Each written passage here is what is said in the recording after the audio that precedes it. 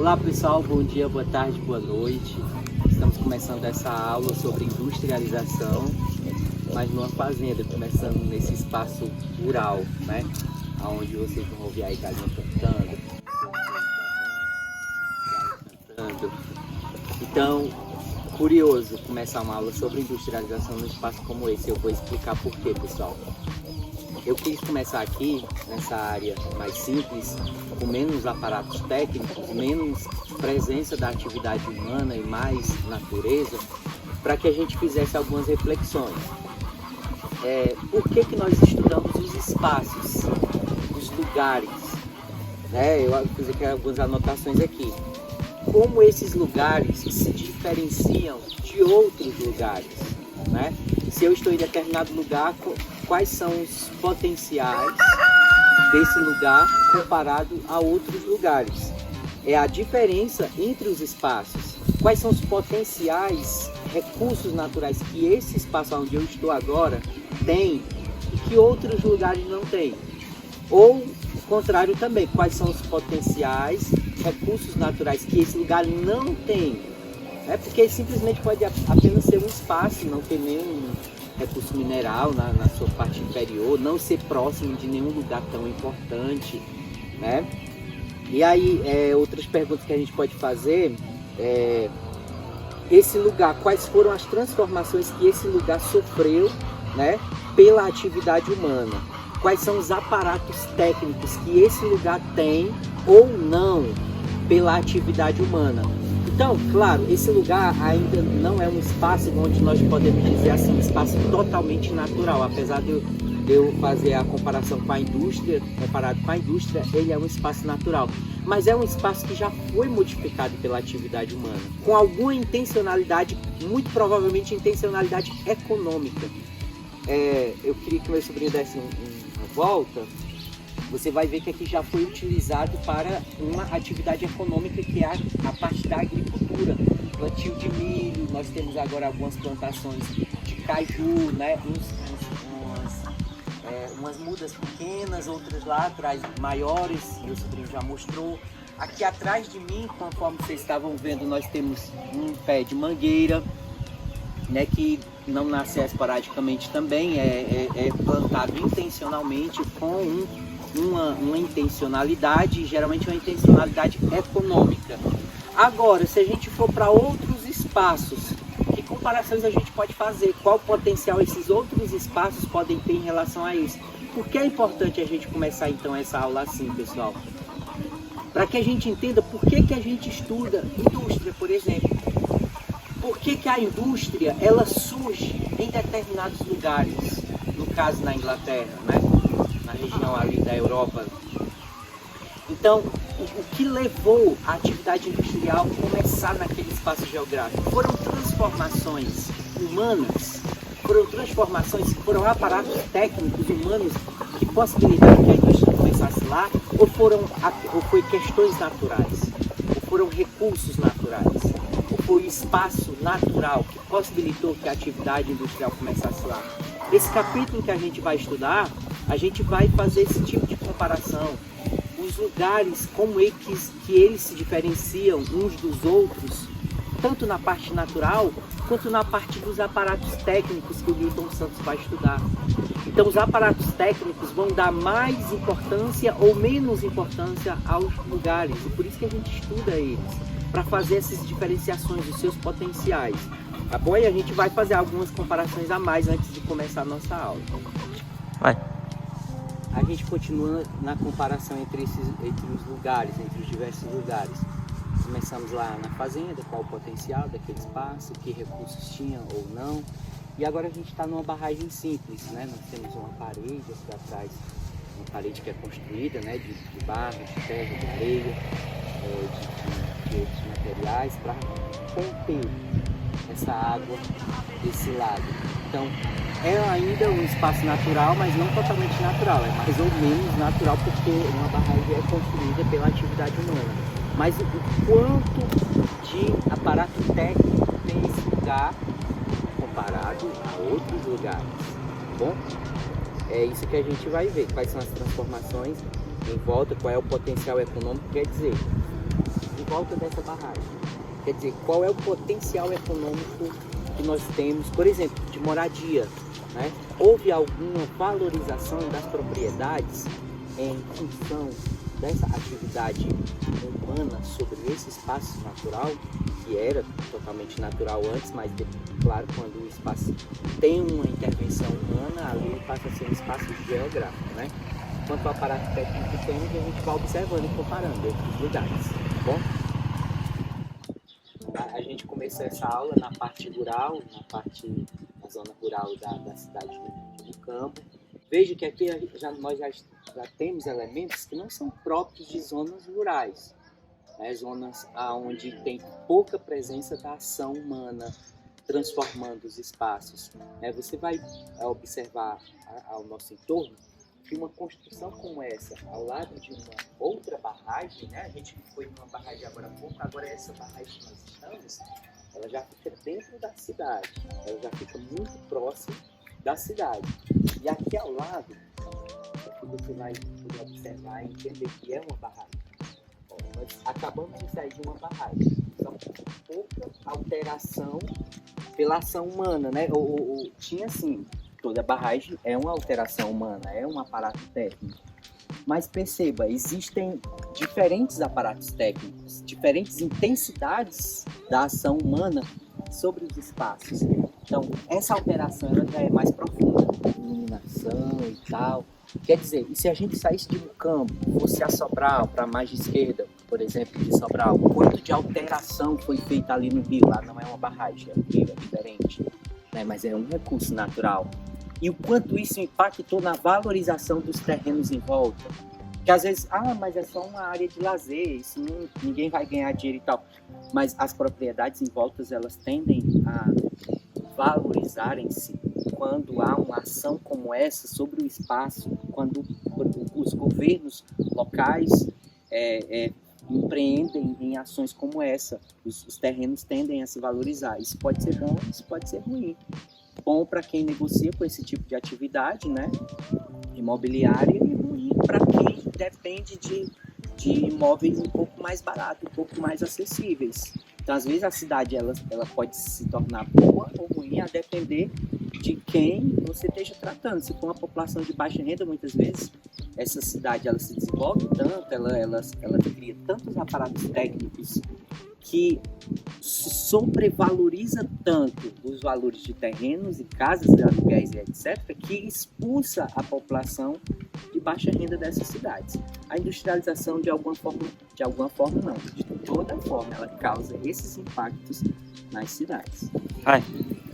Os aparatos técnicos, eles existem para equipar os lugares para suprir determinadas carências que aquele lugar venha a ter. Digamos que o ser humano ele cria uma necessidade e aí então ele, num espaço natural, de forma natural, ele não tem algum elemento que venha suprir essa necessidade, então ele cria elementos para dar conta daquela carência, né, para suprir aquela carência que ele tem. Por exemplo, os lugares precisam de água, né, onde tem pessoas, os seres humanos e os animais, a gente precisa de água. Se é um espaço onde não tenha uma barragem, não tem um rio, não tem algum elemento natural que supra essa necessidade, o homem vai e cria aparatos como esse para dar conta dessa necessidade, né? Você recolhe água no período em que tiver precipitação pluviométrica, chuva, e você armazena pelo resto do ano quando não houver a incidência de chuva, né? Esses aparatos, né, esses modos de você equipar o espaço, né? O espaço não vai ter aquela capacidade de sozinho fazer o que os equipamentos, as máquinas, as coisas podem fazer. Então é isso. Então os aparatos técnicos, eles são como se fossem muletas no espaço geográfico, espaço natural, quer dizer, ele não tem aquela capacidade sozinho, o homem vai lá e constrói, coloca essas muletas no espaço natural, tornando ele agora um espaço geográfico. Então nós vamos para o nosso capítulo propriamente dito, que é o objetivo dessa aula, fazer uma revisão geral aí sobre o capítulo 11, a atividade industrial, evolução e distribuição. No livro didático de vocês, pessoal, está lá a partir da página 131. A gente começa então falando sobre revolução industrial. Revolução, pessoal, essa palavra revolução, a gente associa sempre a todo o processo que a humanidade passa, que as pessoas passam, em que elas não conseguem mais viver sem aquela mudança ocorrida na sociedade. Eu sempre exemplifico com a eletricidade, por exemplo. A humanidade não consegue mais viver sem isso. É uma revolução, pessoal. Inclusive, é característica aí da segunda revolução industrial, a eletricidade e o petróleo, a gente vai falar mais à frente. A internet, por exemplo, é outra revolução em que as pessoas não conseguem mais viver sem comunicação rápida e tal, as redes sociais. Isso tudo são exemplos de revolução em que você pode exemplificar no sentido de que as pessoas não conseguem mais viver sem. É só para ajudar aí a pegar aí o sentido de revolução. A Revolução Industrial, a primeira fase, ela ocorre no século XVIII, ali na Inglaterra. A partir da Inglaterra vai se disseminando nos países vizinhos, ali, principalmente na Europa, mas inicialmente ela começa na Inglaterra. A Inglaterra é que reúne os fatores que vão ajudar a que ocorra essa revolução da atividade industrial, essa primeira revolução industrial na Inglaterra. E os fatores a gente vai ver aqui na sequência dessa aula. Antes da Revolução Industrial, o que predominava, a atividade econômica que predominava, gente, era o artesanato e a manufatura, né? A Revolução Industrial, a atividade industrial veio para transformar esses processos produtivos, essas atividades econômicas, aumentar a sua produtividade, né? Realocar alguns, por exemplo, a utilização de máquinas, né? Que antes era feito apenas manual, artesanal, agora veio a questão das máquinas, divisão do trabalho, não é apenas a máquina, mas a forma de trabalhar também foi repensada, além do trabalho, a questão da produção em larga escala. A primeira revolução industrial, especificamente, vamos para esse assunto, ela é caracterizada pela invenção aí da máquina a vapor, ou maquinofatura, né? A Inglaterra é o berço de tudo isso. Essa máquina a vapor foi desenvolvida por Thomas Newcomen em 1712, a pronúncia, não sei se eu disse corretamente, né, pessoal? E ela foi aperfeiçoada também por James Watt em 1765. A invenção dessa máquina a vapor, foi assim, o X, o ponto culminante importante para que se desenrolasse todos os outros aspectos. Porque a partir dessa máquina é que se repensa em produção em larga escala, é que se vem a demanda para a construção de estradas, comunicação entre os lugares, né?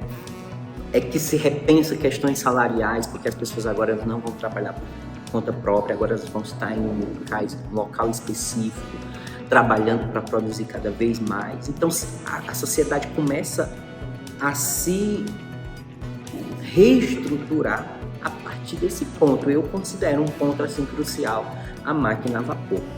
Depois dessa máquina a vapor veio o primeiro tiar a vapor, revolucionando a indústria têxtil. Já existia, porém não nessa velocidade, não com esses processos produtivos que a máquina a vapor vai possibilitar, uma produção em uma escala maior e etc. Essas são as características iniciais que eu destaco para essa primeira revolução industrial, né? A indústria têxtil é a que é mais impactada, mais, né, significativa desse período, né, no século XVIII. Essa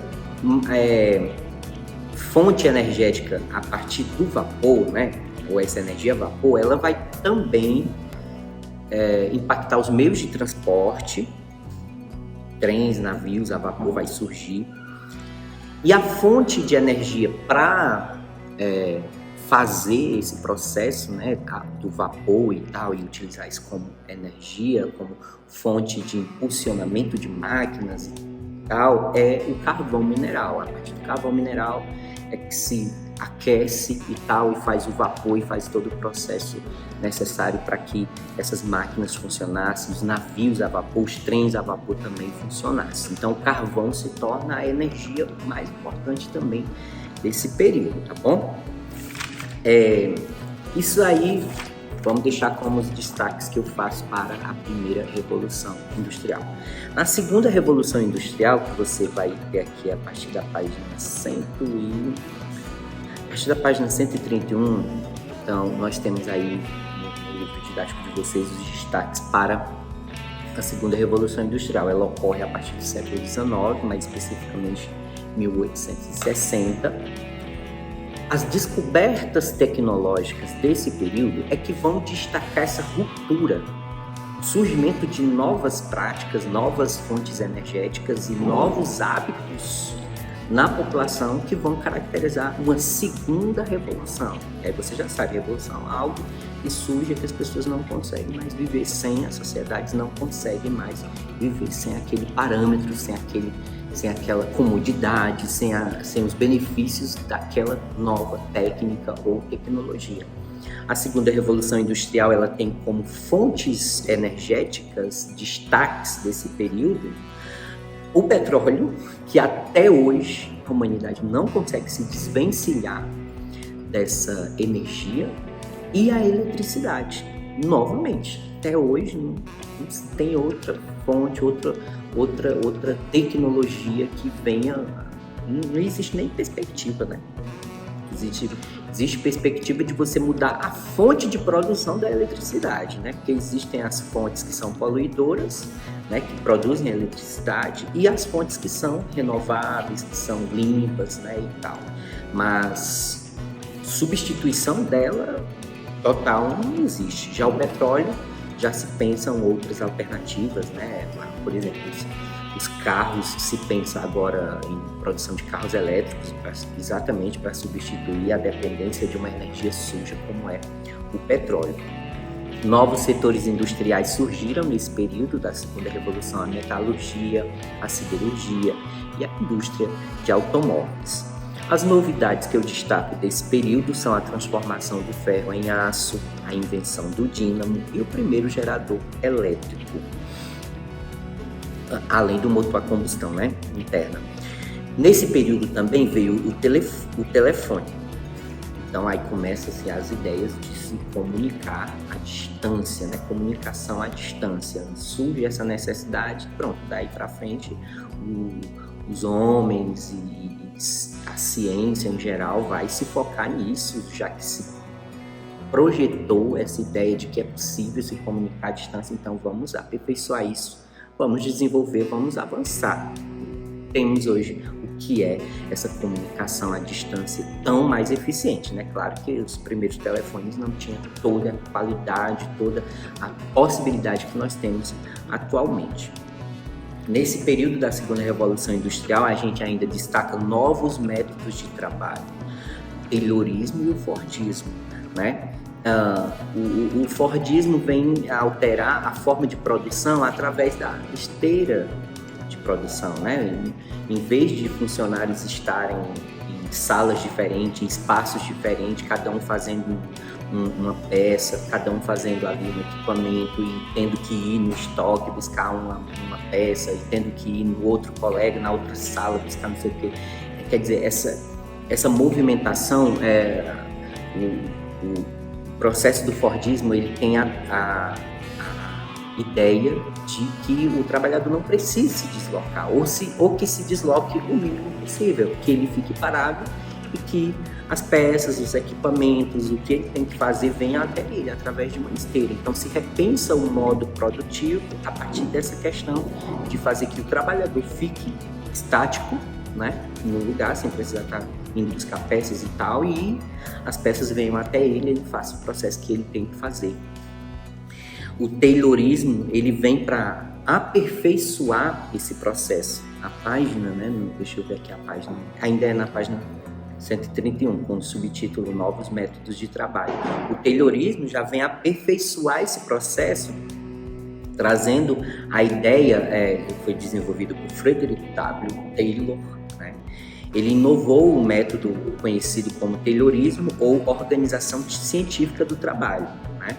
E aí, segundo Taylor, o empregado deveria executar uma única tarefa e com o menor gasto de tempo e energia possível, segundo o que havia sido determinado por seus superiores. Com isso, o trabalho ficaria alienado do processo produtivo como um todo, trabalharia mais e o lucro das empresas também aumentaria. Ele aperfeiçoa o método anterior, né, gente? No Fordismo, outra característica do Fordismo é a especialização do trabalho, né? Você cada vez mais se especializar na parte do processo produtivo que você ficar responsável. Isso acaba impactando também nas outras formas de vivência da sociedade, e veja que hoje em dia a gente tem essa tendência, não foi o Fordismo que causou isso, mas o cartesianismo, essa ideia de especializar, né, de se formar numa área específica, né? Existe a medicina geral, mas aí você vai se especializar ali na pediatria, não sei o que e tal. Quer dizer, essa especialização acaba tomando de conta também da sociedade, não só pelo Fordismo, fazendo aí um paralelo com o cartesianismo, tá bom?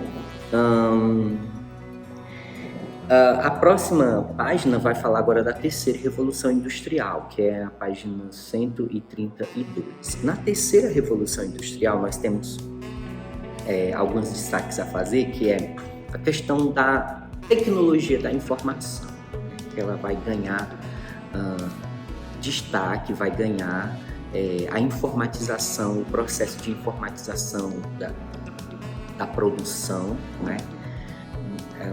Máquinas mais inteligentes, vamos dizer assim, inovações tecnológicas, né, que transformaram profundamente a economia. O uso do computador pessoal, característica desse período, né? E aí nós já estamos falando do século XX, né, gente? A descoberta de novas fontes alternativas para a produção de energia, nós temos solar, eólica, biomassa e energia das marés. Outra característica desse período que nós podemos trazer para vocês é que as principais,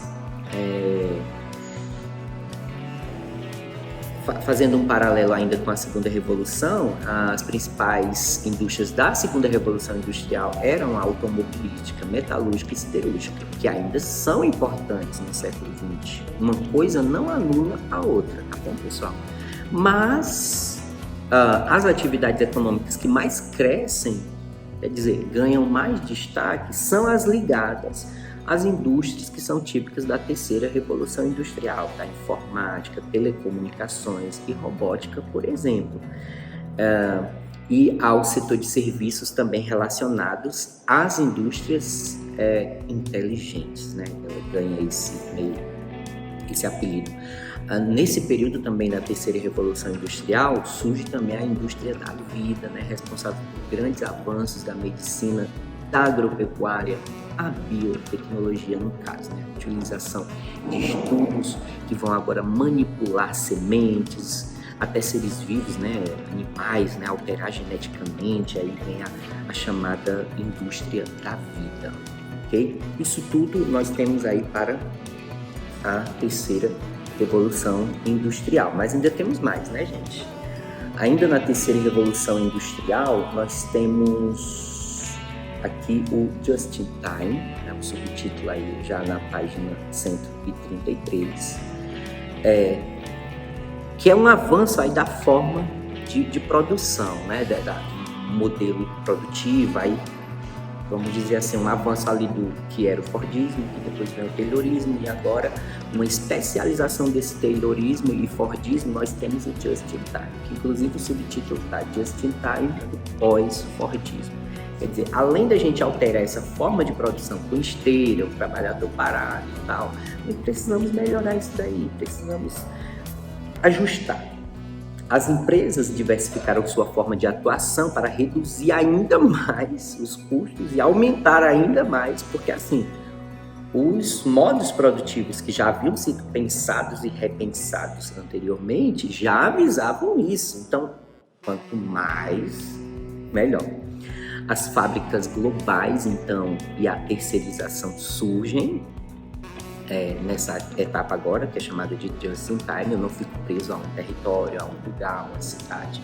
Então, uma Apple da vida, ela tem a sua sede nos Estados Unidos, na Califórnia, mas ela produz agora no mundo todo. Ela tem fábricas na China, na Índia, até o Brasil tem peças específicas ali do iPhone ou do MacBook e tal. E quer dizer, a minha fábrica, o meu setor produtivo, ele não fica restrito a um território. É uma forma de eu fugir aí das amarras territoriais, impostos, por exemplo, buscar mão de obra barata. Então, é uma forma de eu baixar ainda mais os meus custos, reduzir ainda mais e aumentar, maximizar ainda mais os lucros.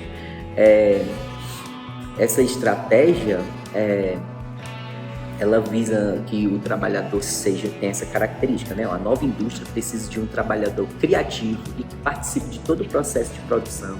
Não há mais espaço para a rígida separação entre a direção, que pensa, e o operário, que executa.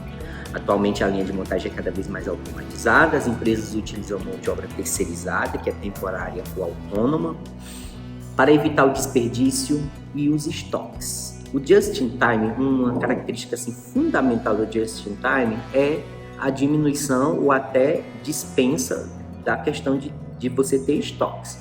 Você produz sob demanda.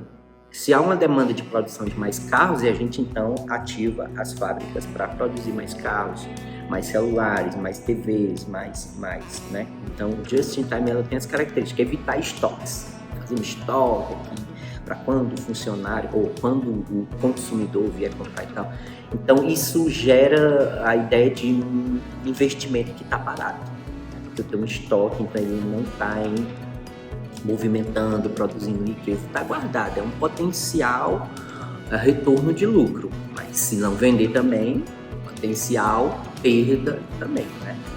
Então, a ideia central desse novo sistema de just-in-time é isso. Principalmente evitar os estoques.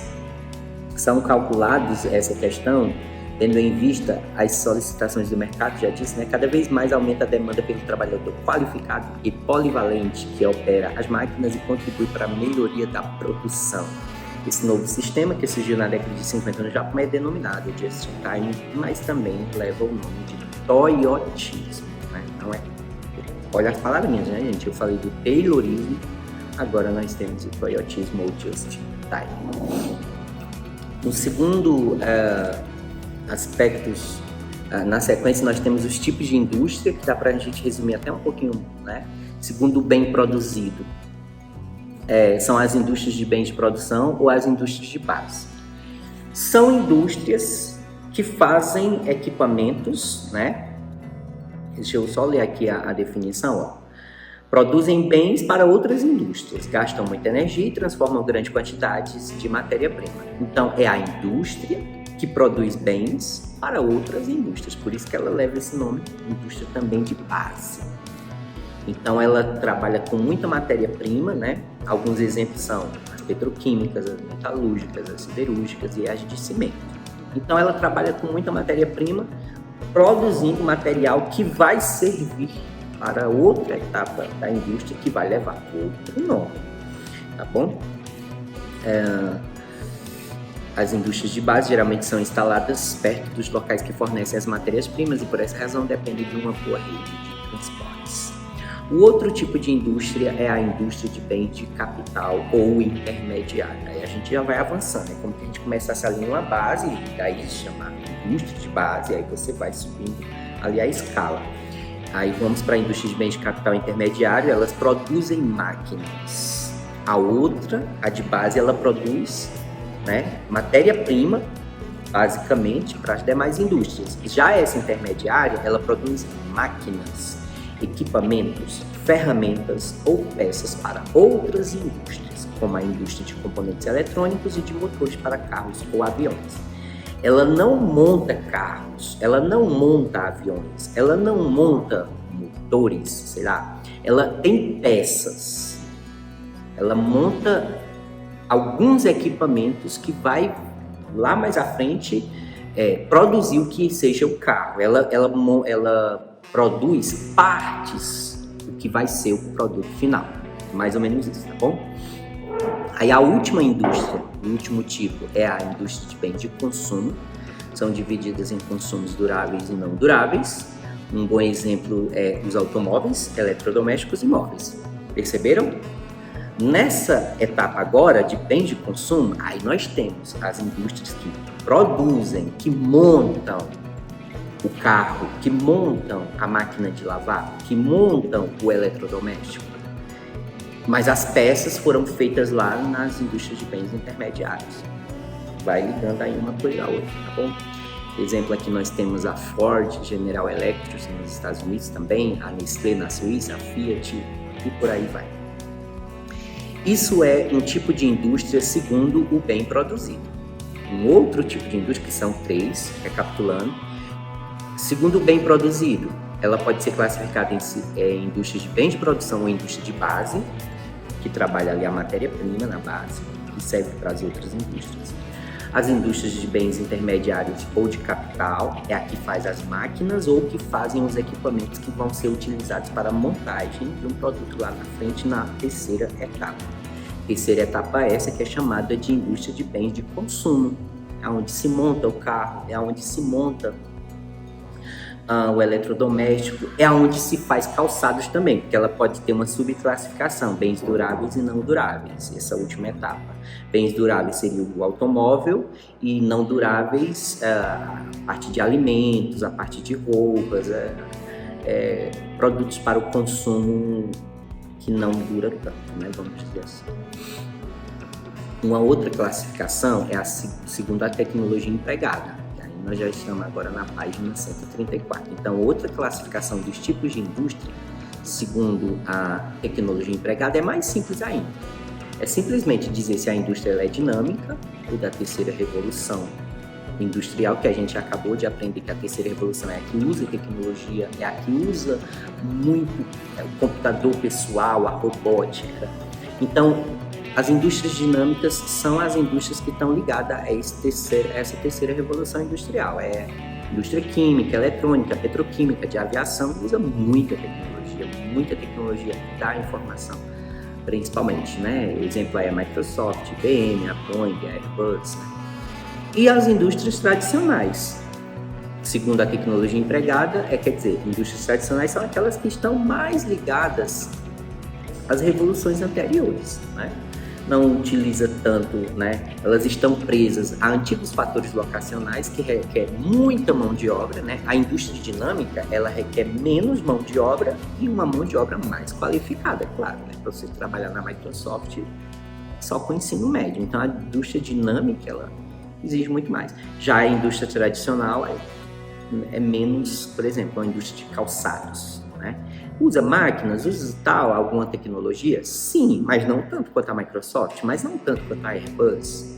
Então, a indústria de calçado, ela vai ter uma mão de obra menos qualificada, no geral, né? No corpo geral da fábrica. Claro que vai ter a parte administrativa e tal, que exige alguma formação, mas no geral, é só colocar peças, fazer alguma coisa ali e tal, não existe tanta especialização, por isso são chamadas de indústrias tradicionais. Elas requerem muita mão de obra, não necessariamente qualificada, e empregam métodos da primeira e da segunda fase da Revolução Industrial, como a indústria de alimentos e a indústria de tecidos, têxtil, tá bom? Seguindo aqui ainda na página 134, nós temos os fatores locacionais da indústria. São fatores que determinam se uma indústria vai ou não se instalar em Viçosa, né? O que os empresários vão avaliar, vão analisar, se instala ou não a Grendene em Viçosa, uma fábrica ligada à Microsoft em Viçosa, o que eles vão analisar, quais fatores. Nós vamos ver agora esses fatores. Fatores locacionais, então, são esses: capital, fonte de energia, matéria-prima, transporte, comunicações, água, incentivos fiscais, mercado de consumo e outros, né? E outros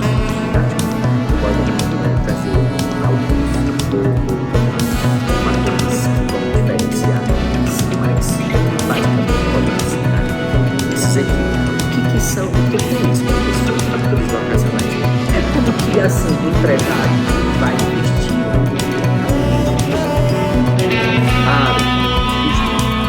algo do tipo, tal, ele vai analisar, pega ali um bloquinho, né? Eu faço sempre essa comparação. Pega ali um bloquinho e ele vai analisar quais fatores, quais elementos desses fatores a cidade possui e a cidade não possui. E se ela possui, se esses elementos que a cidade tem cobrem os custos que eu vou ter com os que a cidade não tiver, se vai valer a pena. Então ele vai fazer essas ponderações, essas comparações, e às vezes ele faz um check-list desses fatores de locação para Viçosa, depois ele faz para Tianguá e outro para Ubajara, e depois ele vê qual que é mais lucrativo no fim das contas para ele. Então ele vai analisar, depende de uma fábrica de calçados, né? Eu estou usando muito esse exemplo, né? Uma fábrica de calçados. Eu vou ter parcerias, eu vou ter capital, né, na cidade para me ajudar a abrir esse negócio. Eu tenho um capital sozinho ou eu preciso de outros investidores, né? Capital é isso, dinheiro, né, para abrir esse negócio. Fontes de energia não pode ser eu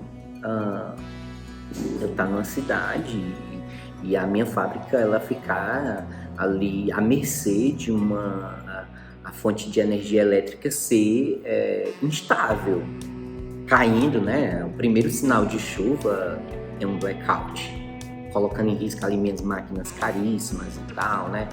O perigo de queimar e tal. Então, essa instabilidade energética não é interessante para a indústria, né? Tem que analisar isso aí. Matéria-prima, dependendo da indústria que eu vou trabalhar, eu vou observar se aquela cidade tem a fonte da matéria-prima que vai ser mais importante para a minha indústria. Se não tiver, vou ver a questão de proximidade, aí eu vou ver a qualidade aí dos transportes, que é um dos outros, né, da sequência. Transporte, aí vai ver a qualidade das estradas, a questão da disponibilidade de caminhões ou de outros meios, né, a depender da indústria que a pessoa trabalha, se tem linha férreas, né, vai utilizar ferrovia ou navio. Então, vai analisar tudo isso, os transportes, que é o próximo. Então, matéria-prima, analisa se tem ou não na cidade aquela matéria-prima, e se não tiver, aí já passa para o próximo aspecto, que é transporte, se vai ter como estar trazendo essa matéria-prima para a cidade que eu provavelmente vai instalar a minha indústria. Então, cada um ele vai analisando, checklistzinho, ok, não, esse aqui não tem, isso aqui não é bom, esse aqui não tá legal. Então, comunicações. Por exemplo, uma indústria como a Microsoft pode estar se instalando numa cidade onde a internet não funciona, onde a internet ainda é com aquela qualidade. Então, comunicação é isso. Tanto a questão da internet, quanto a questão do telefone, quanto todas as formas de comunicações, né, a qualidade delas para aquela indústria, né? Tem algumas indústrias que isso não é tão relevante, né? Mas outras, as da terceira revolução industrial, essas indústrias dinâmicas, elas é essencial, né? Um Amazon da vida, né? Não vai se instalar numa cidade onde não tem uma conexão de internet de qualidade. Então, comunicação entra nessa parte. Água, né? A maioria das indústrias utiliza muita água, né? As indústrias da primeira e da segunda revolução, indústrias têxtil, indústrias de bem de consumo, no sentido de alimentos, produção de carros, né? Automóveis e tal, utiliza muita água. Então vai analisar esse aspecto.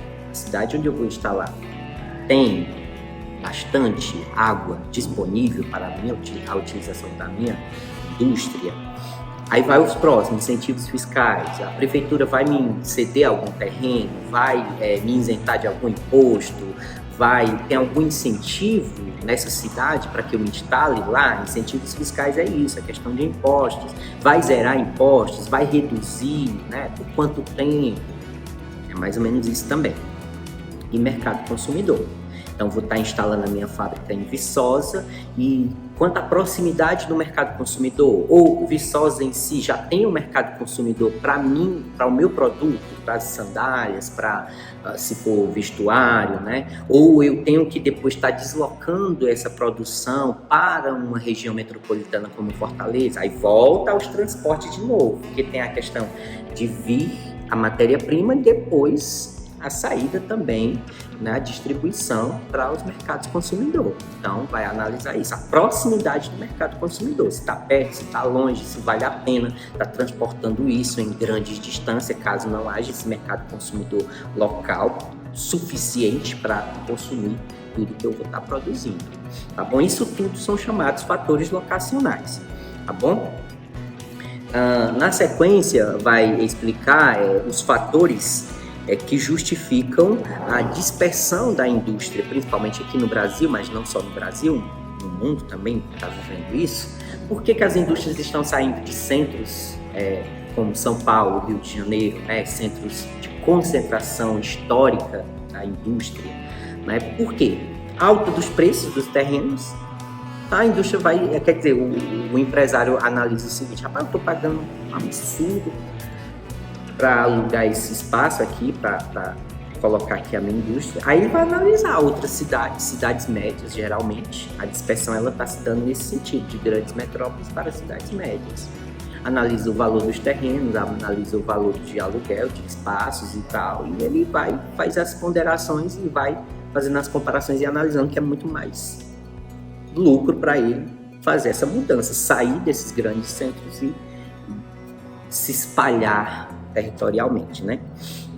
Impostos pesados, né? São Paulo não vai estar nem aí para estar reduzindo impostos, ele não tem esse interesse de estar atraindo indústria, principalmente a capital, estou falando, né? E já uma cidade do Nordeste, um estado como o Ceará, as cidades elas estão ali doidas para receber uma indústria, uma fábrica, né? Trazer emprego para a população e tal. E aí o prefeito vai estar disposto a abrir mão de imposto, ou diminuir, fazer alguma redução. O que São Paulo, que já tem tanta indústria. Então, eles analisam isso, impostos pesados, mão de obra mais cara, né? Você vai comparar a mão de obra de São Paulo, a mão de obra do Ceará. Infinitamente, uma disparidade muito grande, né? Aí, claro, depende da indústria. Uma indústria, nem toda indústria pode abrir mão de uma mão de obra qualificada. Voltemos aí, Microsoft, as redes sociais, né, Meta, por exemplo, e tal. Nem sempre eles podem estar fazendo esse tipo de articulação, vai depender de indústria para indústria, né?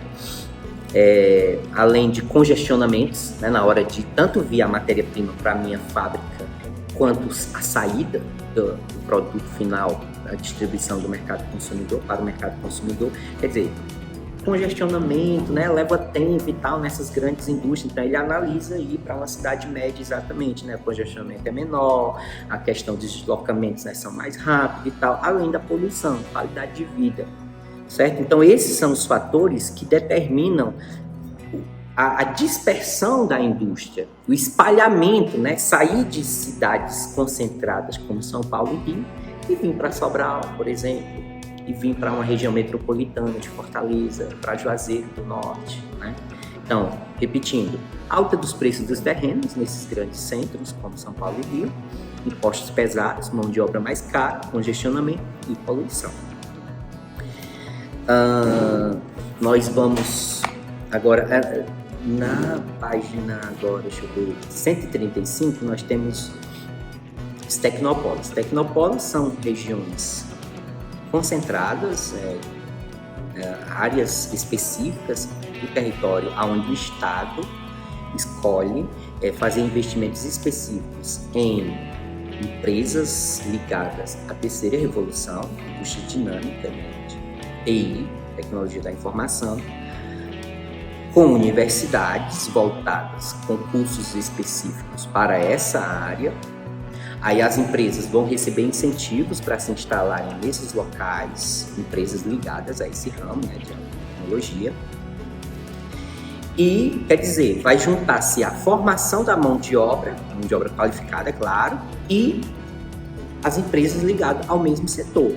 Então, tudo fica ali concentrado no mesmo espaço, que são chamados os tecnopolos, tá bom? Ligada a pesquisa e desenvolvimento, né? Universidades de alta tecnologia e empresas também, né? De alta tecnologia. Aí, no livro de vocês, vai citar os principais tecnopolos no mundo, no Brasil, vocês podem estar dando uma olhada. Os Estados Unidos, por exemplo, o mais importante que a gente ouve tanto falar é o Vale do Silício, que fica lá na Califórnia, mas não é o único, né? Brasil, nós temos também os nossos tecnopolos, né? Não um, diversos, né? Centro de pesquisa, por exemplo, em torno da Universidade Estadual de Campinas, Unicamp, nós temos um Centro de Pesquisa e Desenvolvimento de Telecomunicações, CPQD, da Pontífice Universidade Católica de Campinas. Aí lá também tem um Laboratório Nacional de Luz Síncroton, do Instituto de Pesquisa Renato Archer, e além de unidades, uma unidade da Embrapa. Então se junta no mesmo local empresas que trabalham com tecnologias da informação ou tecnologia de ponta e universidades. Então a produção de mão de obra e empresas ligadas que vão interessar a essa mão de obra qualificada que está sendo formada também. Então junta-se tudo no mesmo espaço, por isso que então dá-se esse nome Tecnopolo. Bom, para finalizar, a aula vai ficar bem grande, né, gente? Mas é porque eu estou tentando aí dar conta de um capítulo inteiro, né? Finalizando ainda na página 135, industrialização clássica e industrialização tardia ou recente. Bem, a clássica é aonde começa, né? É a primeira, que no caso é o Reino Unido que é o pioneiro aí da Revolução Industrial, é lá que a coisa começa, né? Depois isso se espalha para outros países da região, no caso da Europa, França, Alemanha, Bélgica, Holanda, Rússia e Itália, na Europa no caso. Depois, Estados Unidos e Canadá na América e além da Ásia, por exemplo, aí Japão, são países de industrialização original ou clássica. Todos esses, apesar de não ser todos ao mesmo tempo, mas eles são tão próximos no sentido temporal que se coloca no mesmo pacote, né? Apesar de primeiro mesmo ter sido a Inglaterra, mas muito próximo ocorre também nesses demais países.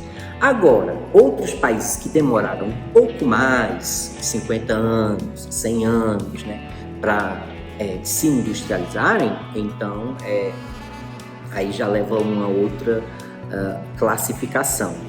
Até mais de 100 anos, né, pessoal? Porque no caso dos Estados Unidos, ele levou mais ou menos 100 anos, né, para se industrializar comparado com o Reino Unido, mas ele foi colocado aqui na classificação como industrialização original ou clássica. Então é muito mais do que isso, um tempo muito mais esticado, tá bom?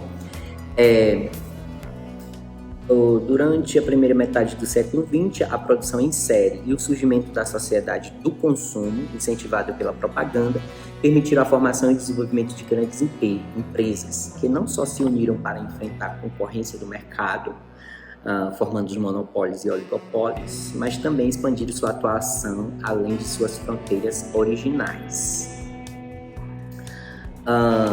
É aí, gente, que a partir da Segunda Guerra Mundial vem o processo de industrialização de outros países, que aí a gente coloca uma outra classificação, que é os países de industrialização tardia ou recente. Aí, pessoal,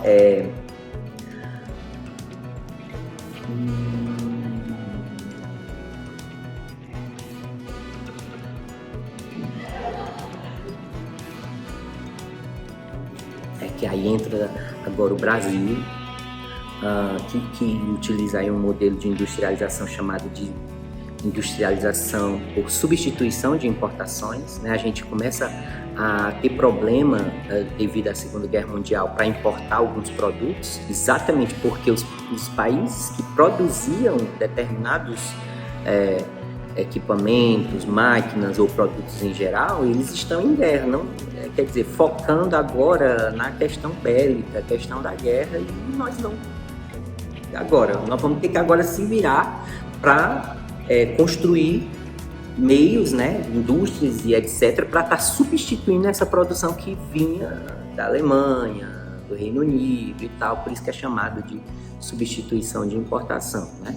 Brasil, Argentina, México, Índia, África do Sul se encaixam nesse tipo, né? A gente só se industrializa porque falta o produto, né? Por ausência desse produto devido a uma questão circunstancial, a questão aí da Segunda Guerra Mundial. Meio que a gente é forçado, né? Porque faz a gente até pensar, e quer dizer que se não tivesse havido a guerra, a gente nunca se industrializaria, ou se industrializaria seria mais tarde ainda, né? Além de outros países que levaram a classificação como plataformas de exportação, né? Taiwan e Hong Kong, que depois vão ser chamados até de tigres asiáticos, né? A China também, né? Mais recentemente. No século XXI, alguns dos NICs, essa sigla para New Industrialist Countries, né? Novos países industrializados, funcionaram como polos de dispersão industrial. O caso da China, que eu citei, vai para as Filipinas e para a Indonésia.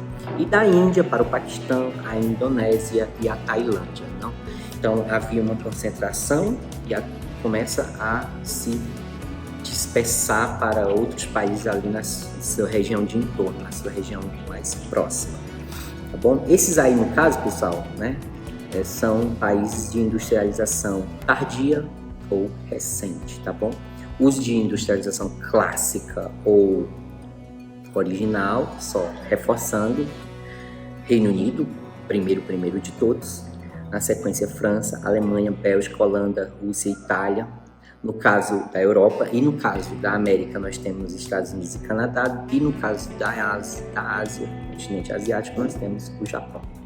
Quando a gente vai tratar dos países de industrialização tardia ou recente, nós podemos colocar o nosso caso Brasil, Argentina, México, Índia, África do Sul, a China, né? E depois da China há uma dispersão ali em volta, né?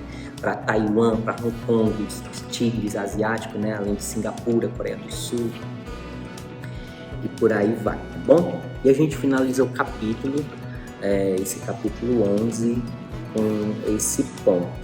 Tá bom?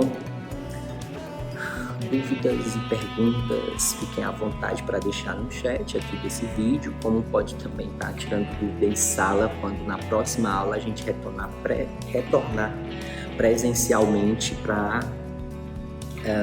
estabelecer debates, dúvidas, esclarecimentos que não foram possíveis aqui através dessa plataforma, tá bom? Fiquem todos com Deus, um abraço e até a próxima.